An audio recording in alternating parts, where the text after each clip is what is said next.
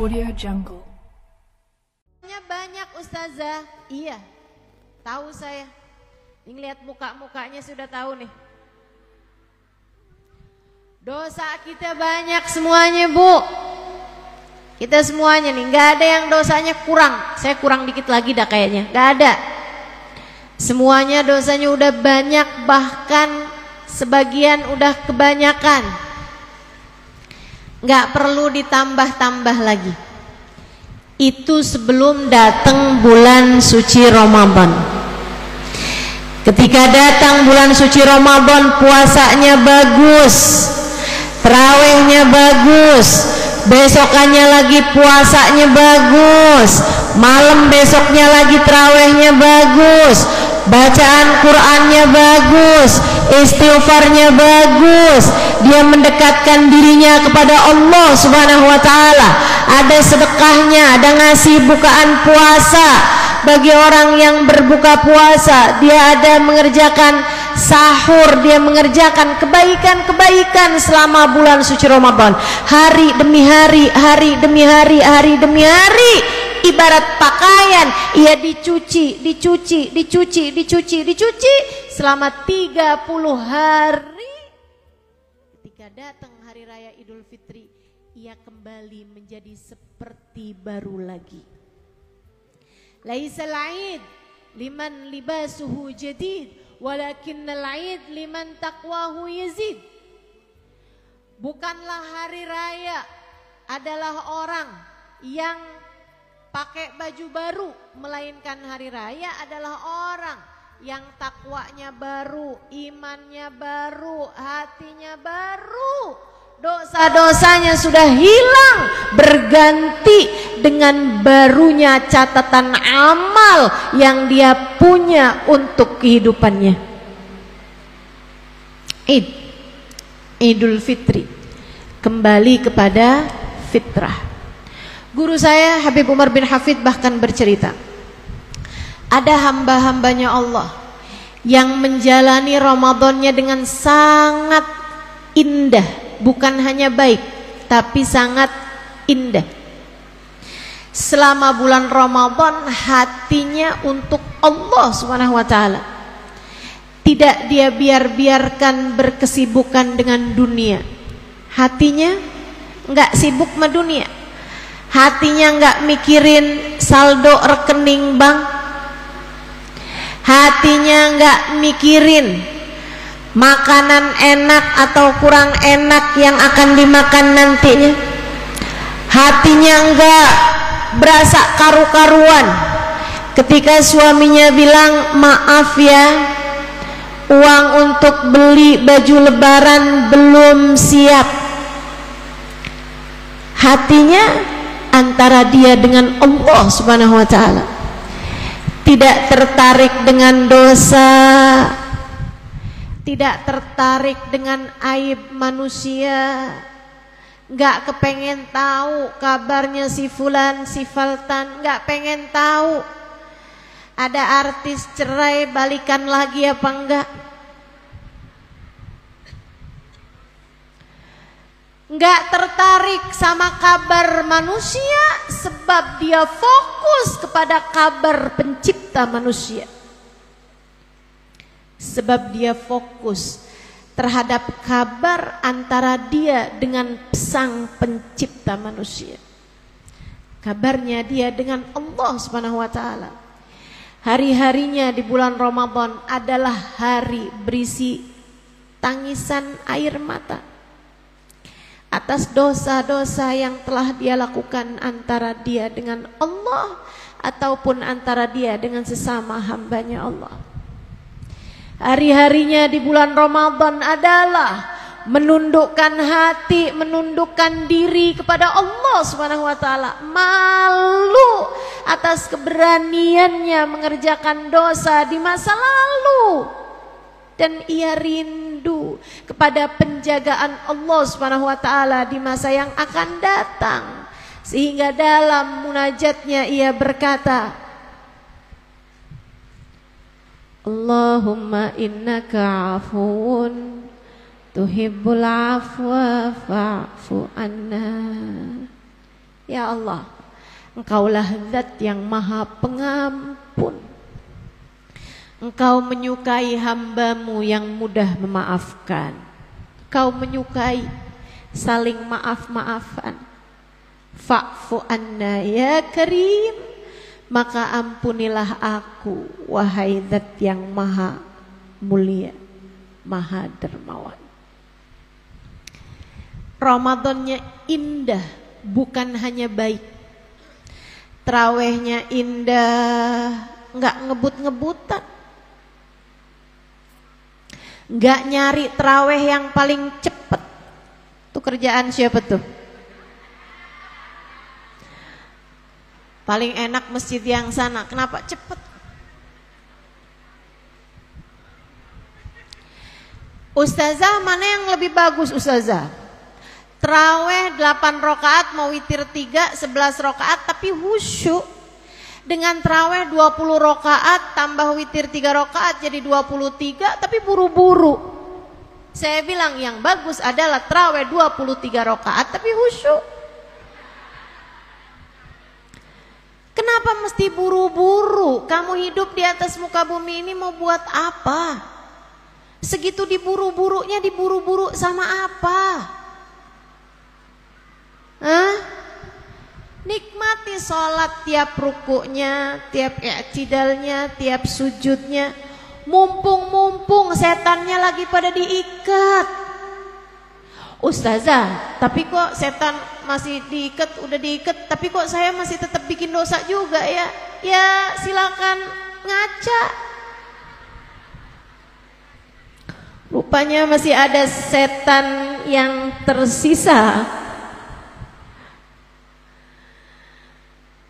Hasil didikan setan dalam dirimu terbukti tanpa kehadiran setan di bulan Ramadan kamu sudah ahli, kamu sudah mahir berbuat dosa. Ya Allah, ya Allah. Iya gimana ya caranya ya Ustazah biar menang nih menghadapi hawa nafsu, menghadapi setan? Ya udah dikasih sama Allah pelatihannya di bulan Ramadan. Hamba-hamba Allah, kata guru saya Sayyidil Habib Umar bin Hafid, yang Ramadannya bukan hanya bagus, bukan hanya baik, melainkan indah. Allah turunkan ampunan dari sejak awal-awal Ramadan, menghapuskan seluruh dosa-dosa dia. Sehari puasa 10 tahun dosa terampuni. 2 hari puasa 10 tahun yang sebelumnya terampuni. 3 hari puasa 10 tahun yang sebelumnya lagi terampuni. Sehari lagi puasa dosa-dosanya udah terampuni semua nih. Allah jadikan ampunannya luber sampai kepada orang tuanya. Orang tuanya mendapatkan ampunan dari bagusnya Ramadan yang dijalani seorang anak. Ramadannya orang tuanya mendapatkan ampunan dari bagusnya Ramadan yang dilaksanakan oleh seorang anak manusia. Kita semua punya orang tua, baik yang masih ada ataupun yang sudah meninggal dunia.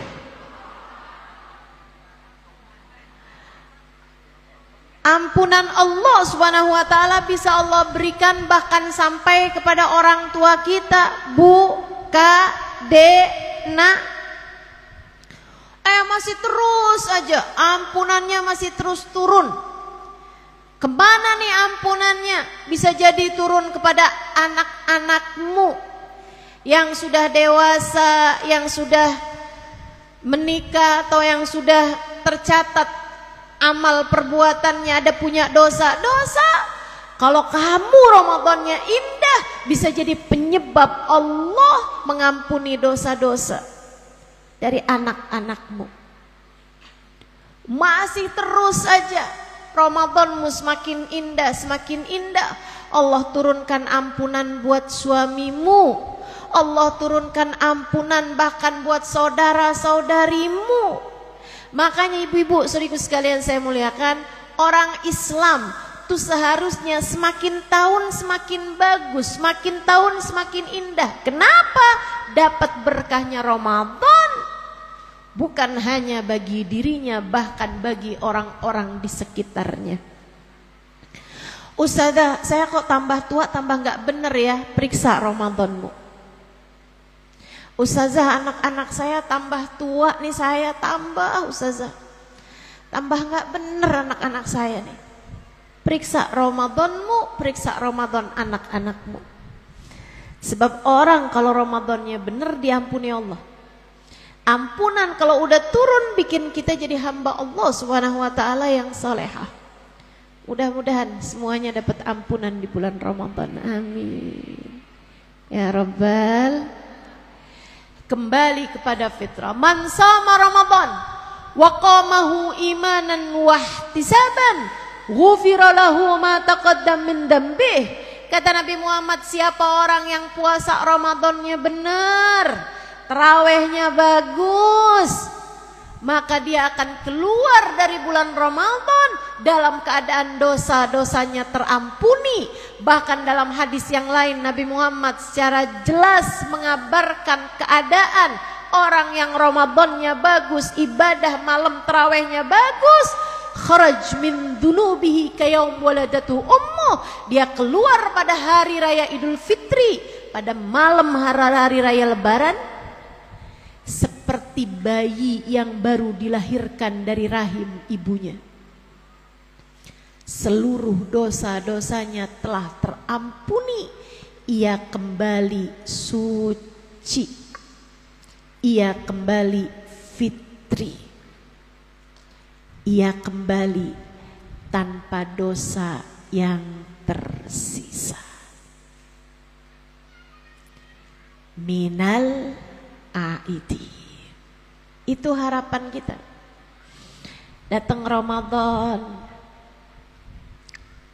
kok kayaknya belum benar ya saya. Datang Ramadan lagi, kok yang kali ini gagal lagi ya saya. Datang Ramadan berikutnya lagi, ini Ramadan kayaknya berantakan nih saya. Datang Ramadan, sampai kapan Bu? Mau sampai kapan Nak? Mau sampai kapan Dek, Kak? Sampai rambutmu menua, sampai rambutmu ubanan semua, sampai datang malaikat Israel dan kemudian kamu berkata, Rabbirji'un la'alli a'malu salihan fima taraktu. Kalla, kata Allah. Sampai ketika datang ajal menjemput kamu dan kemudian kamu berkata, ya Allah, balikin lagi saya di dunia. Saya akan memperbaiki Ramadan, saya akan memperbaiki hari-hari saya akan mengerjakan ibadah yang selama ini saya tinggalkan. Jangan nyeselnya ketika datang ajal menjemput, jangan. Sebab kalau itu terjadi, Allah Subhanahu wa taala mengatakan, kalla innaha kalimatun huwa qailuha wa min waraihim barzakhun ila yaumi yub'atsun. Kamu kalau nyeselnya pas di akhir kehidupan, kata Allah, kalla, enggak bakalan bisa balik lagi. Tak akan kusisakan bahkan 1 jam sekalipun, tak akan kusisakan bahkan 10 menit sekalipun, tak akan kuberikan sisa waktu bahkan 1 menit sekalipun. Ini adalah saatmu untuk kembali. Innaha kalimatun huwa qailuha. Sekarang ucapanmu, doamu hanyalah kalimat omong kosong yang tak akan pernah aku ijabah. Waktumu berdoa telah habis. Waktumu mendekat kepadaku sudah tak lagi tersisa. Wa min waraihim barzakh.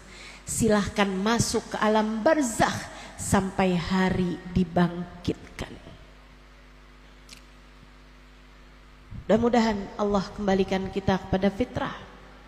Allah ampuni dosa-dosa kita, insya Allah. Sebab kalau nyeselin dosa di akhirat, nggak ada artinya. Kalau kita nyeselnya datangnya di akhirat, nggak ada artinya teman-teman. Tapi kalau dari sekarang nih kita nyesel, selama hidup di dunia nih kita banyak nyesel, insya Allah di akhirat nanti kita nggak lagi nyesel. Mudah-mudahan nyeselnya biar di dunia aja, di akhirat nggak lagi nyesel, amin. Di akhirat tinggal dapat kasih sayang Allah, amin. Di akhirat tinggal merasakan damainya ampunan, amin.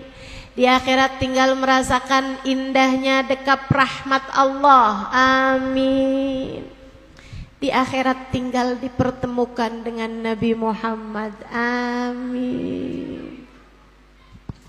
Minal aidin. Masalahnya kita nih kan punya banyak dosa. Seperti yang tadi saya sampaikan, gak ada siapapun nih di antara kita yang dosanya kurang. Udah cukup semua, udah banyak semua. Saudariku sekalian, dengarkan ucapan saya. Ini penting buat kamu ingat-ingat. Dosa itu ada dua pilihan.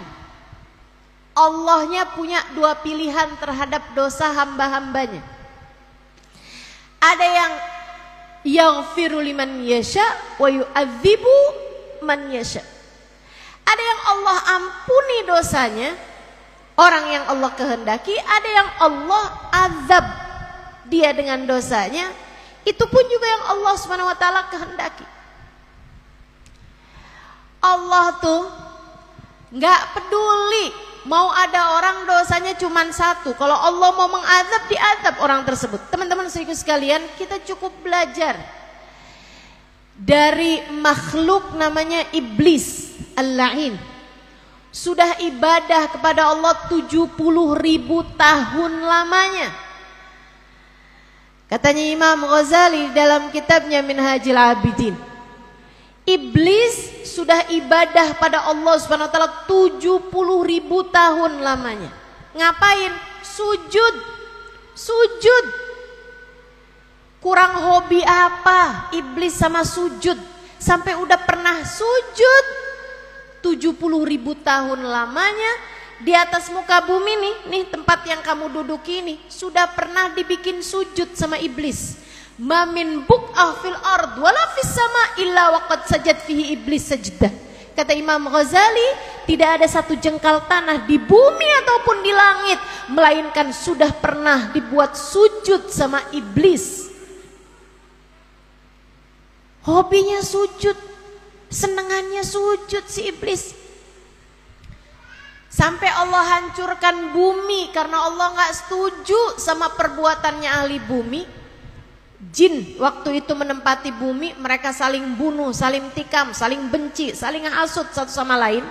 Allah sebel sama hamba-hamba yang begitu, Allah hancurin.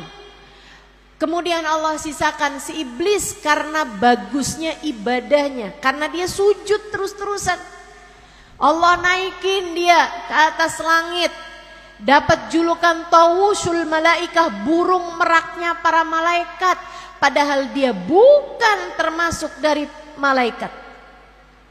Sampai ketika Allah menghendaki, Allah ciptakan Nabi Adam alaihissalam. Habisnya Allah ciptakan Nabi Adam, Allah berkata kepada segenap penghuni langit,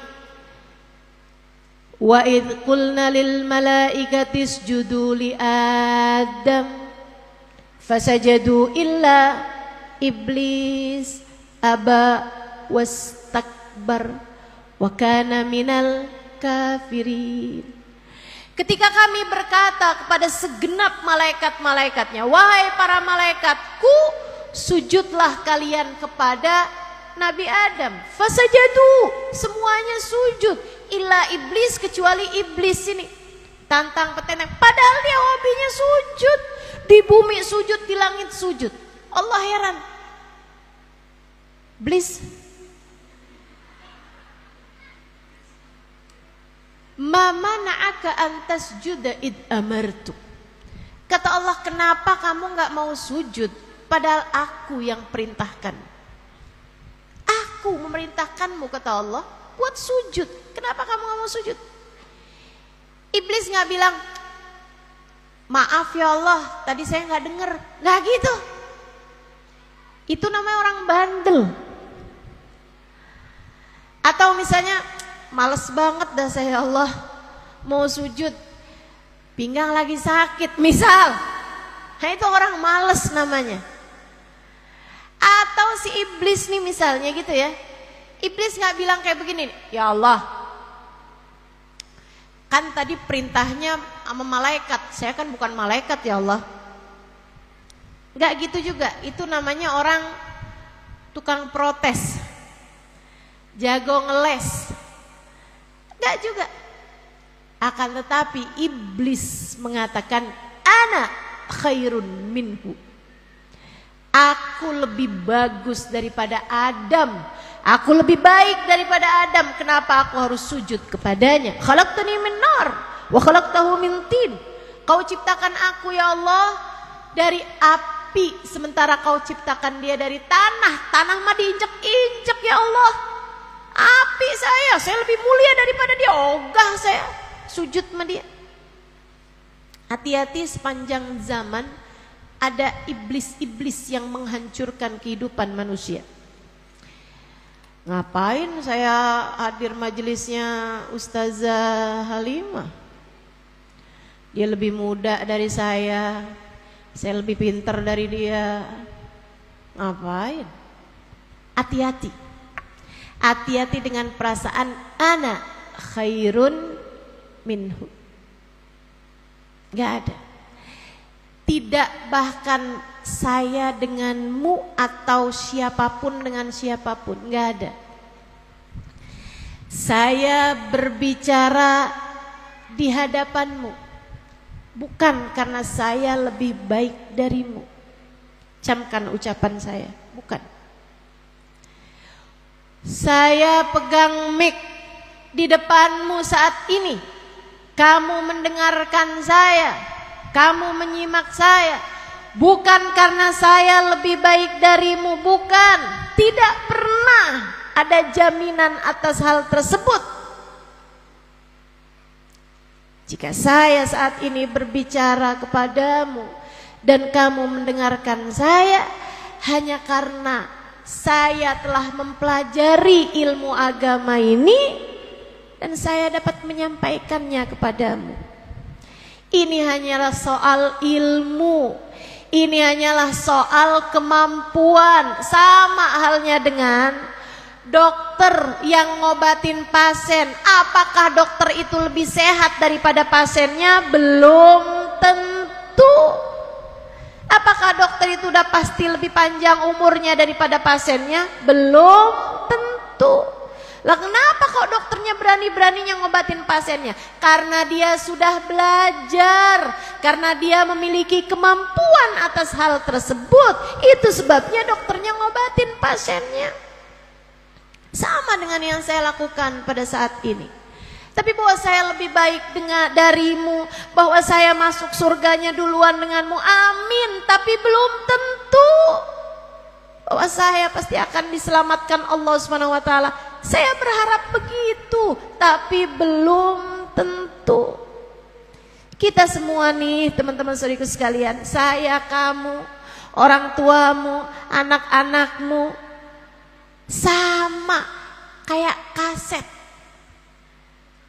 Kayak kaset. Dari luar kadang-kadang suka gak ketahuan isinya apa. Isinya orang-orang zaman dulu nih, generasi milenial ke atas tahu tuh ada kaset zaman dulu ya Bu ya. Itu kadang-kadang kalau dari luar suka gak kelihatan isinya apa. Begitu dimasukin ke kotaknya, dipencet, baru dia tuh nyala. Oh yang ini dangdut, oh yang ini ceramah, kan begitu. Kita semuanya nih kaset. Belum ketahuan nilainya, isinya, sampai kita dimasukkan ke dalam kotak bernama kuburan. Begitu kita masuk kubur, kita baru akan tahu nilai kita seperti apa. Begitu datang ajal menjemput, kita baru tahu seperti apa selama ini Allah menilai kita? Apakah kita adalah hamba yang dirahmati, ataukah kita adalah hamba yang dilaknati? Apakah kita adalah hamba yang dicinta, dikasihi, ataukah kita adalah seorang hamba yang dimurka dan dibenci?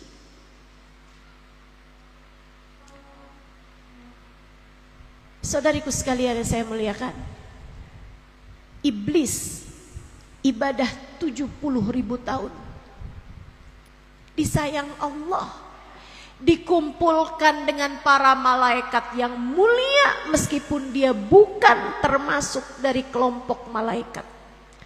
Akan tetapi hanya karena satu dosa, ketika ia disuruh sujud kepada Nabi Adam dan dia tidak mau melakukannya, Allah mengatakan padanya, fakhruj minha fa innaka rajim. Iblis, keluarlah kamu dari surga, sesungguhnya kamu adalah makhluk yang terkutuk. Satu dosa. Bayangkan dengan berapa dosa yang telah kamu lakukan. Bayangkan dengan berapa banyak perintah sujud yang kamu lewatkan. Bayangkan dengan berapa banyak aturan-aturan Allah yang kamu langgar. Bayangkan berapa banyak hal-hal haram yang telah kamu kerjakan. Bukankah pantas jika Allah berkata kepada kita, fakhruj minha fa innaka rajim, keluarlah kamu dari rahmatku, sesungguhnya aku telah murka padamu. Na'udzubillah min dzalik. Ada yang begitu. Ada yang hanya karena satu dosa Allah usir dia dari rahmatnya, ada. Tapi ada juga dosanya banyak, tapi ia kembali kepada Allah. Tapi Allah menyayangi dia, tapi Allah mengampuni dosanya, Allah terima dia. Saudaraku sekalian saya muliakan, Nabi Muhammad bahkan bercerita, dakhalal mar'ah al-fajirah al-fasiqah ilal jannah bikalbin. Kata Nabi Muhammad, ada seorang perempuan fasik, fajir, pezina, seorang perempuan baghiyah. Baghiyah itu, mohon maaf, pelacur, PSK, masuk surga Allah hanya gara-gara memberi minum anjing. Ada dia lewat di jalanan, kemudian dia lihat ada seekor anjing lagi mau minum dari sumur, tapi nggak nyampe, palanya tuh nggak nyampe ke sumur tersebut. Dia berusaha untuk menjulur-julurkan lidahnya, nggak nyampe. Perempuan itu lewat, hatinya ngerasa kesian sama anjing ini. Dia nggak kemudian ngambil batu dia lempar, najis nih, nggak gitu.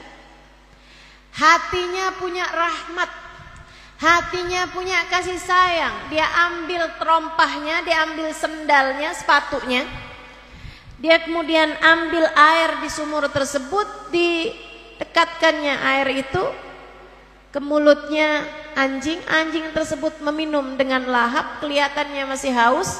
Diambil lagi air tersebut, terus dia beri minum kepada anjing tersebut tanpa menyentuhnya, karena dia tahu anjing ini adalah binatang najis. Teman-teman saudaraku sekalian, Allah Subhanahu wa taala bilang, dia merahmati hambaku, bagaimana mungkin aku tidak merahmati dia. Allah mengampuni dosanya, memberikan taubat padanya. Dia pun kemudian menjadi hamba Allah Subhanahu wa taala yang meraih rahmat ridha Allah Subhanahu wa taala, Allah gugurkan seluruh dosa-dosanya. Ada yang begitu juga. Kamu, saya termasuk yang mana? Yang kayak iblis Allah usir dari rahmatnya hanya karena satu dosa? Ataukah menjadi yang Allah ampuni dosa-dosanya meskipun bergunung-gunung hanya karena Allah Subhanahu wa taala merahmati dan menyayanginya? Kita hanya bisa berharap, Allahumma innaka afuwun tuhibbul afwa fa'fu anna ya karim. Amin ya rabbal alamin. Minal aidi.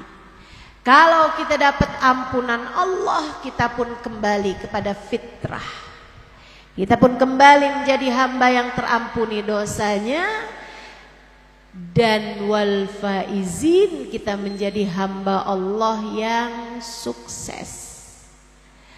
Hamba yang sukses tubuh Kak Dek, bukan yang hartanya paling banyak. Enggak. Kamu jangan menyangka kalau hartamu banyak berarti kamu udah sukses. Mungkin dalam pandangan manusia iya. Hamba yang sukses itu bukan yang meraih gelar dan jabatan. Tuh orang sekarang kepilih jadi anggota dewan. Dia sekarang kepilih jadi bupati. Dia sekarang kepilih jadi gubernur. Dia sukses. Dalam pandangan manusia mungkin. Akan tapi dalam pandangan Allah yang sifatnya kekal abadi, tidak pernah berganti, tidak pernah berubah, Allah Subhanahu wa taala punya definisi tersendiri mengenai kesuksesan seorang manusia. Apa kata Allah? Silakan baca nih di surat Ali Imran ayat 185. Kata Allah Subhanahu wa taala, a'udzu billahi minasyaitonir rajim.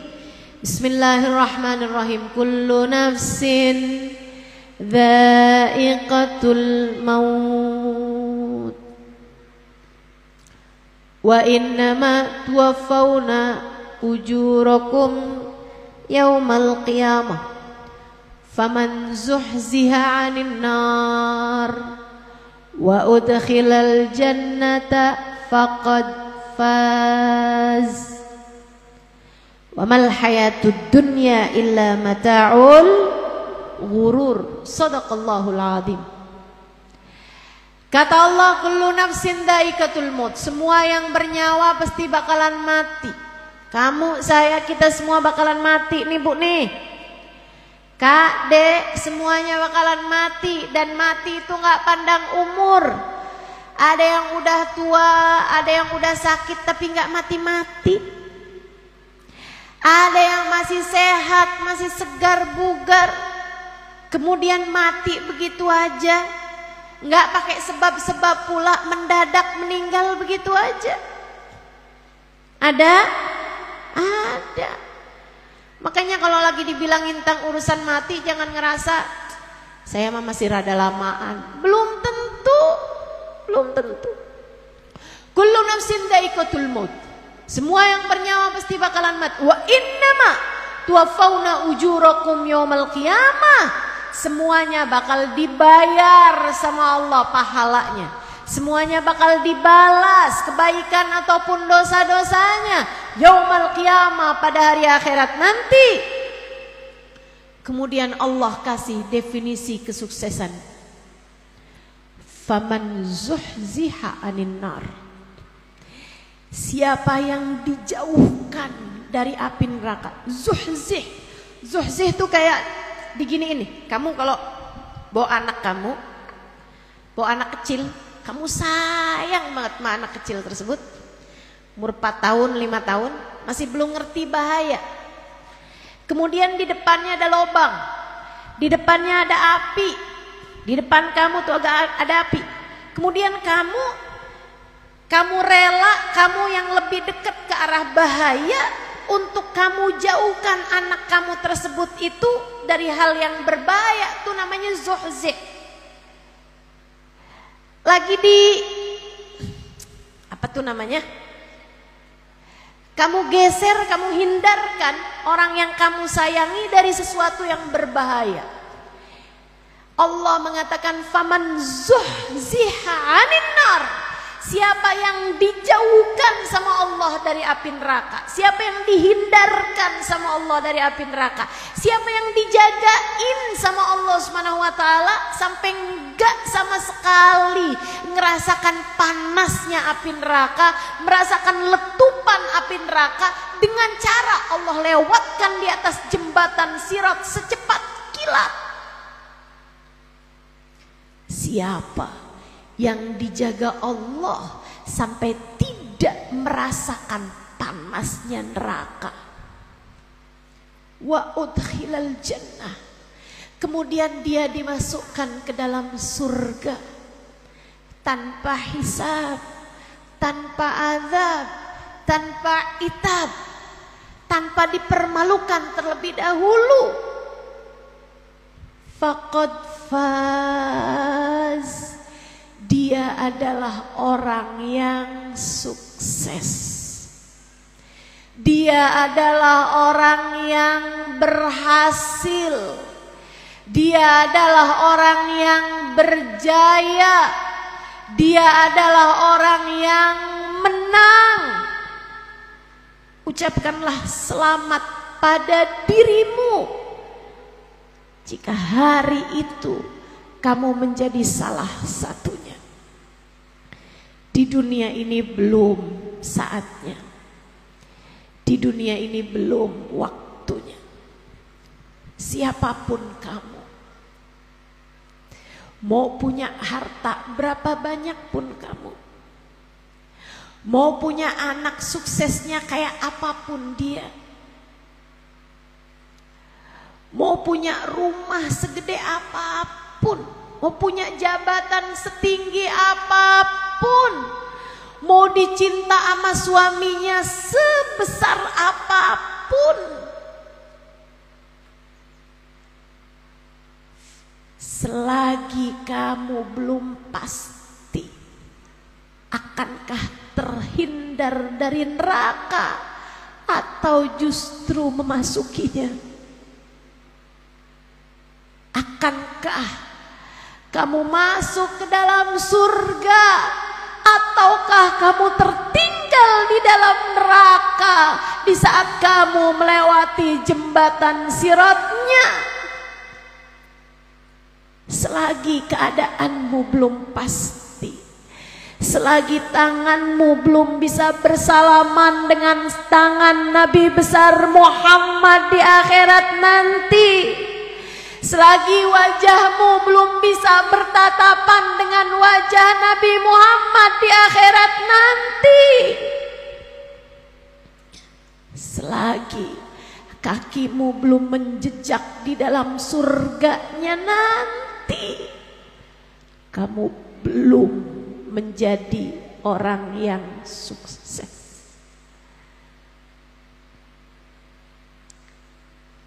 Sekarang kita masih baru bisa berdoa dan berharap.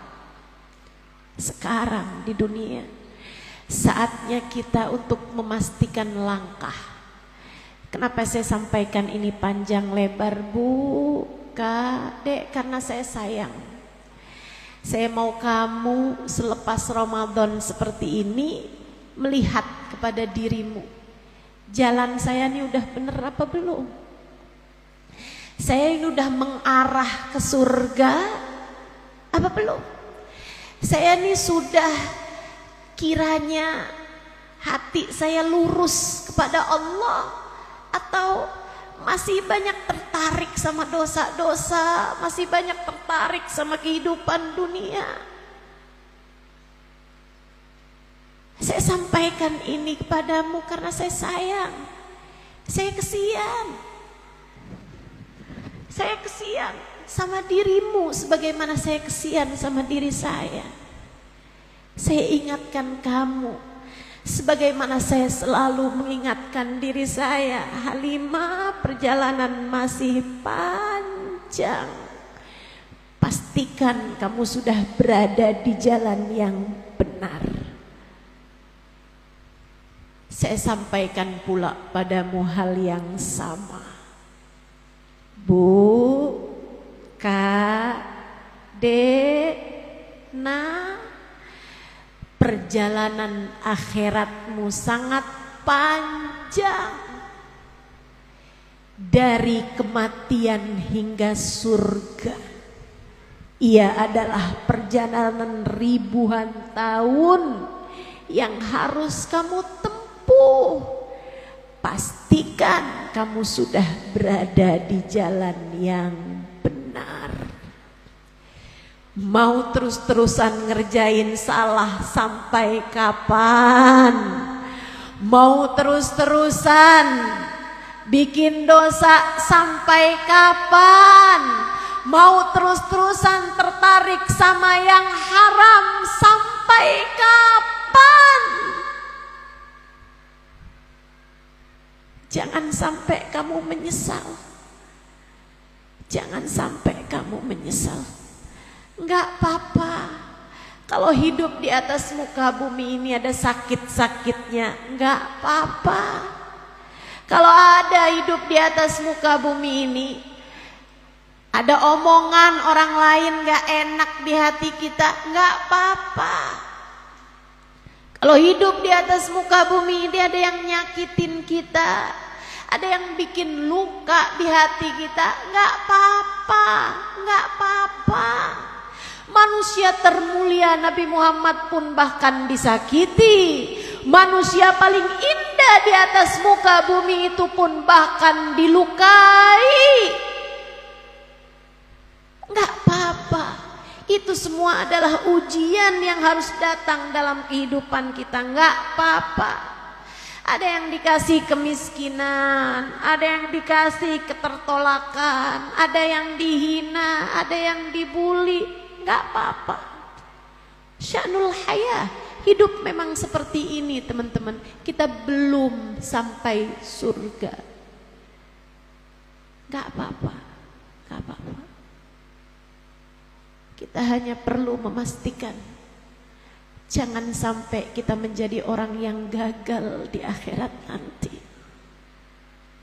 Jangan sampai ketika kita lihat kawan-kawan kita, keluarga kita yang kita hidup bersamanya waktu di dunia, mereka ada dalam barisan Nabi Muhammad, mereka ada dalam barisan Nabi Muhammad, sementara kamu tidak berada di antara mereka.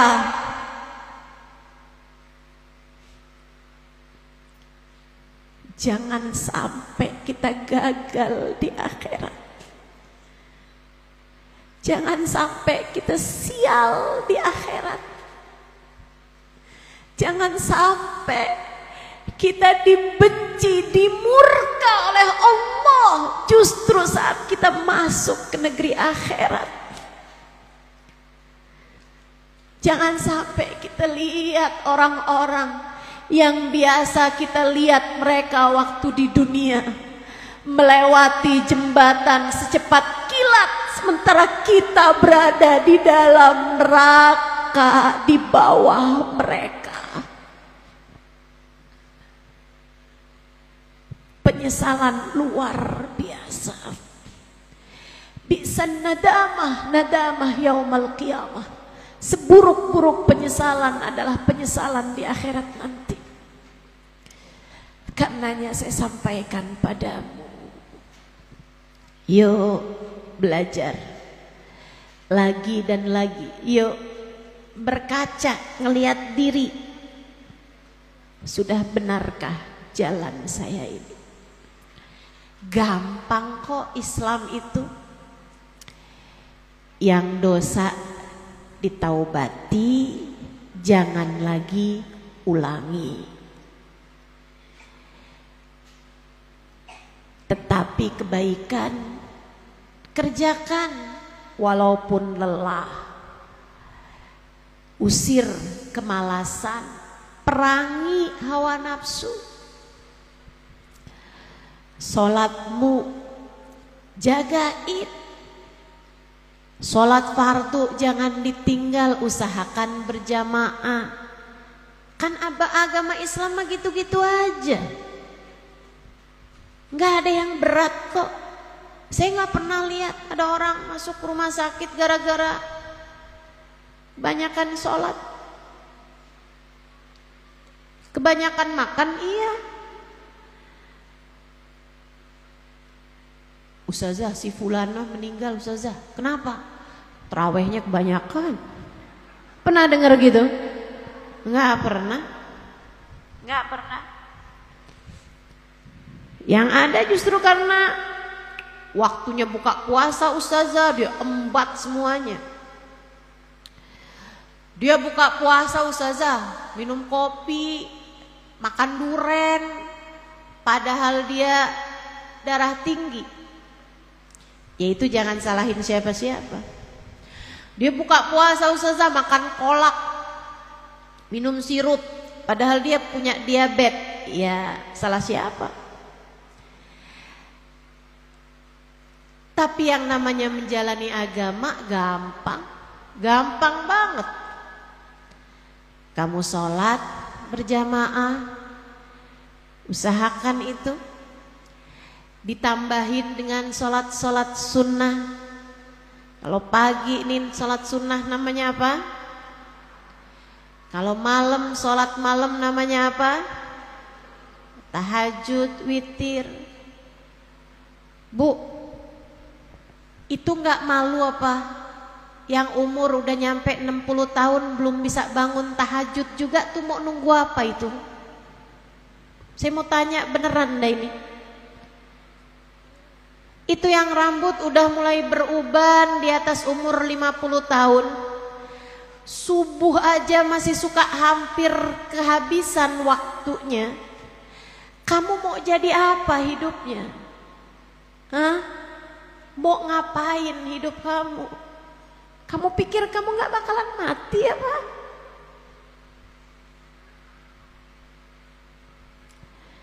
Adik-adik, jangan kamu pikir kalau kematian itu ngelihat angka. Kalau kamu gak mulainya dari sekarang, kapan lagi? Yuk, pemudi, pemuda, nasya' fi ta'atillah, yang hidup dalam keadaan taat pada Allah Subhanahu wa taala. Salah satu di antara 7 kelompok orang yang akan dinaungi di bawah naungan arsy di saat tidak ada naungan selain naungannya. Enggak kepengen apa dek? Kamu di saat menghadap Allah nantinya, kamu bisa bilang, ya Allah, saya udah tahajud dari usia 15 tahun dan tidak pernah saya tinggalkan seumur hidup. Enggak kepengen apa? Jadi hamba-hamba yang berada dalam taat pada Allah Subhanahu wa taala bahkan dari sejak usia muda.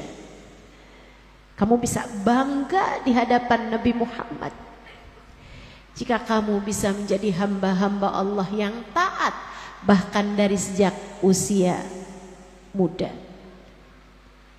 Yuk semuanya sama-sama belajar. Insya isinya agama cuman gini aja. Gini aja. Yang dosa ditaubatin, yang taat dikerjain, yang haram-haram ditinggalin. Masa umur udah segini masih tertarik aja sama barangnya orang? Pergi pengajian cari sendal yang rada bagusan. Punyanya orang, kalau orangnya kelihatannya dia lupa nih, kemudian kamu ambil. Kata Nabi Muhammad sallallahu alaihi wasallam, danik min haram. Satu danik yang haram. Danik tuh kayak 5.000 perak gitu Bu kalau di kita. 10.000 perak gitu. Tapi uang haram yang kamu ambil bukan hakmu untuk itu. Harus kamu bayar di akhirat nanti dengan 70 kali sholat fardu yang diterima Allah SWT. Jangan jadi orang yang menyesal di akhirat nanti.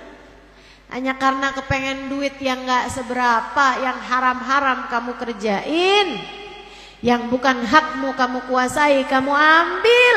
Mau kamu bayar dengan ibadah semacam apa di akhirat nanti, jika bahkan ibadahmu sendiri saja penuh dengan kekurangan.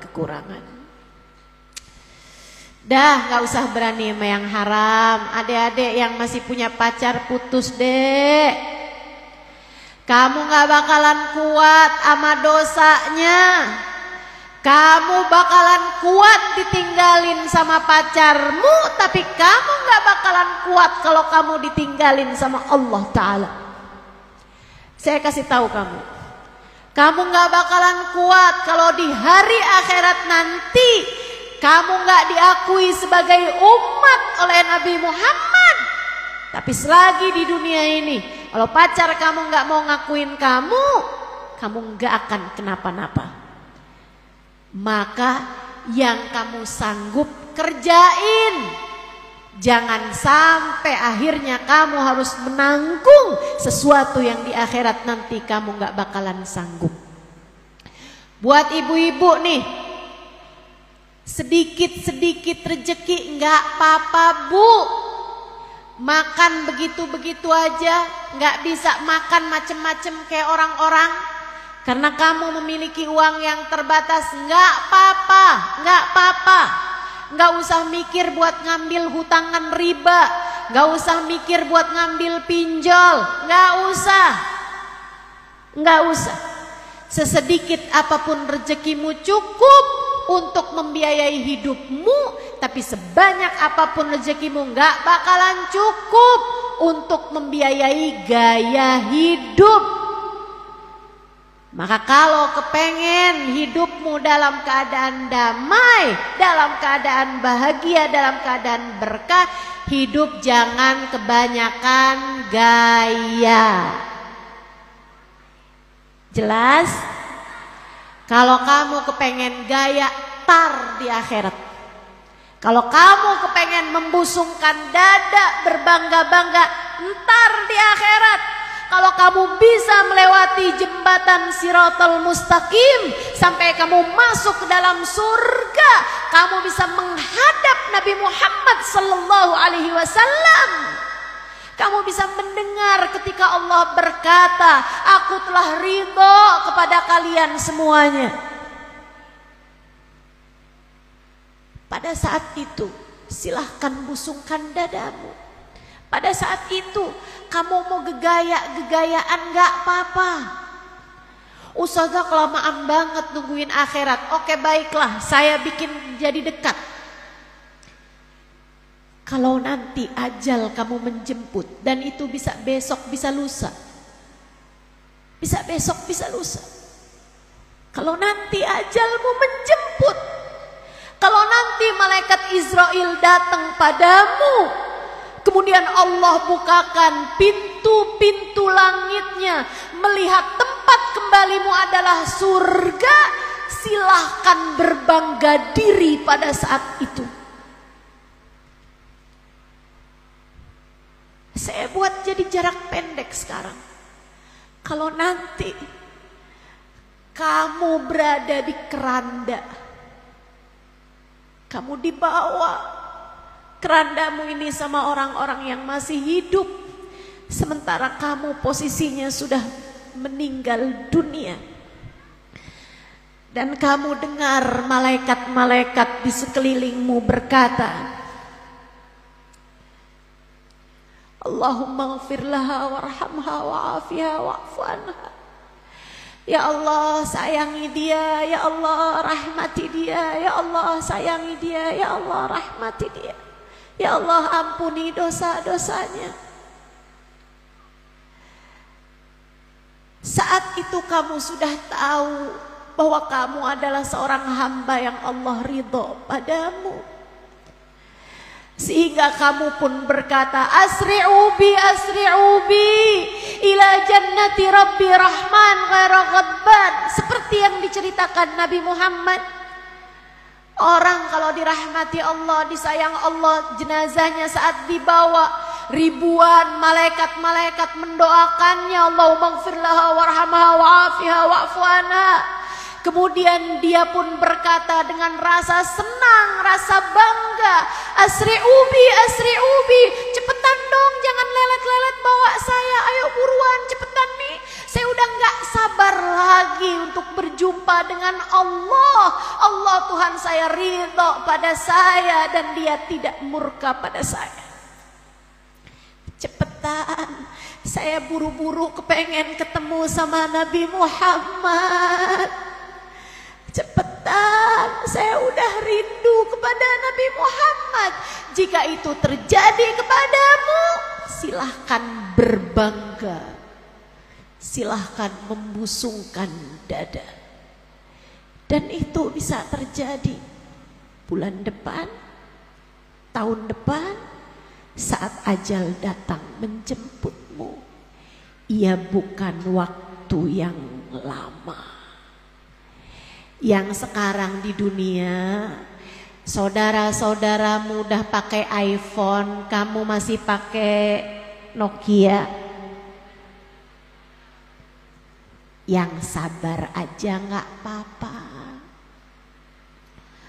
Orang-orang di sekelilingmu udah sering jalan-jalan keluar kota atau bahkan keluar negeri. Kamu gak pernah pergi kemana-mana karena uangnya hanya cukup untuk membiayai sekolah anak-anakmu di pondok pesantren. Gak apa-apa, gak usah. Perginya nanti langsung aja ketemu Nabi Muhammad. Jalan-jalannya nanti langsung saja. Surga Allah Subhanahu wa ta'ala. Tidakkah itu menyenangkan? Saudariku sekalian yang saya muliakan, yuk, gak usah mikir berbangga-bangga di sini. Kita semoga menjadi orang yang layak berbangga di akhirat nanti. Dunia tempatnya sabar, nanti di akhirat biar penuh pembalasan pahala dari Allah Ta'ala untuk kita. Amin ya Rabbal alamin. Kita akhiri majelis kita dengan hari ini, tepat hari ini, haul dari Habib Soleh Al-Hamid Tanggul.